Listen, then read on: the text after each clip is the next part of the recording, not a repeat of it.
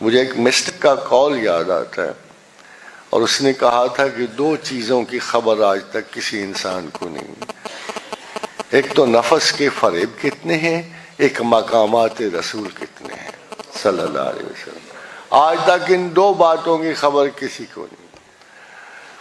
ان کی تعریف و توصیف کا ہم کیا درجہ رکھیں اور کیا مقام رکھیں، یہ نہیں سمجھ آتی ہمیں کہ ہم ان کو کس مقام پر رکھیں اور کیا تعریف و توصیف کا درجہ ان کا رکھیں۔ حلاوت ایمان کے ضمن میں رسول اکرم صلی اللہ علیہ وسلم نے پوچھا حضرت عمر سے، عمر مجھے کتنا چاہتے ہو؟ فرمایا یا رسول اللہ اپنی جان سے کم ہر چیز سے بڑھ کر۔ فرمایا تمہارا ایمان پورا نہیں ہوتا جب تک تم مجھے اپنی جان سے بڑھ کر نہ چاہو۔ فرمایا عمر بن خطاب رضی اللہ تعالیٰ نے یا رسول اللہ آج کے دن کے بعد آپ مجھے میری جان سے بھی زیادہ عزیز ہیں۔ خاتون حضرات، کون سے درجے پہ محبت رسول رکھو گے؟ کس مقام پہ جا کے رکو گے کہ یہ درجہ ہے رسول کے عشق کا، محبت کا ان کے؟ یہ بڑا مشکل سا کوسچن ہے۔ ہاں البتہ میں تو اپنے لفظوں میں صرف اتنا کہہ سکتا ہوں کہ عبادت خدا لا شریک ہے، کہ خدا کی عبادت لا شریک ہے، محمد کی محبت بھی لا شریک ہے، اس میں کسی دوئی کی گنجائش نہیں۔ I am committed to my God and I am committed to love my prophet۔ یہ 2 مسلمان کی صفات ہیں، یہی وہ پرائیورٹیز ہیں جس کے سبب آپ کہتے ہو کہ رسول اللہ کو پکارنا کیسا ہے؟ 2 عظیم ترین جنگیں مسلمانوں کی اللہ کے رسول کی پکار پہ، اللہ کی پکار پہ نہیں ہے، اللہ کے رسول کی پکار پہ شروع ہوئی اور ختم ہوئی۔ خادم حضرات، جب راڈرک کی اس کے اسپینیارڈز نے جب مسلمان حاجیوں کا جہاز روکا اور اس میں قتل و غارت شروع کی، تو ایک بوڑھی عورت نے آواز دی، واہ محمدہ، واہ محمدہ، یا محمد آپ کہاں ہو، کدھر ہو، ہماری مدد کو آؤ۔ اس ایک لفظ کی بنا پر موسیٰ بن نصیر نے طارق بن زیاد کو بھیجا اور 950 برس اس گستاخی کی سزا دینی پڑی جو وہ لفظ راڈریگ نے اس عورت کو کہا، آج محمد تو کیا تیرا خدا بھی تجھے نہیں بچا سکتا۔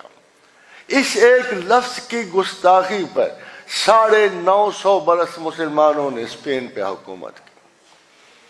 اور خواتین و حضرات، ریجنالڈ کرک کے والی نے جب سلطان کی ایک بھانجی کو نیزہ مارا، اس نے بھی یہی لفظ کہا، واہ محمدہ۔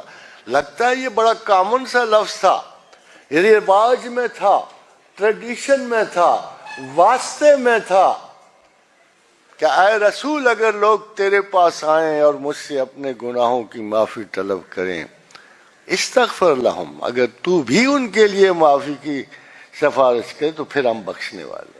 لگتا تھا یہ پروٹوکول جاری تھا، یہ ایک پروٹوکول ہے کہ اس کے بغیر، حالانکہ خدا نے خود یہ قرآن میں آیت اتاری اور ارشاد فرمایا کہ رسول اگر تیرے پاس لوگ آئیں اور تجھ سے اور میری مغفرت طلب کریں تو اگر تو بھی ان کے لیے مغفرت کی دعا کرے تو پھر ہم بخشنے والے۔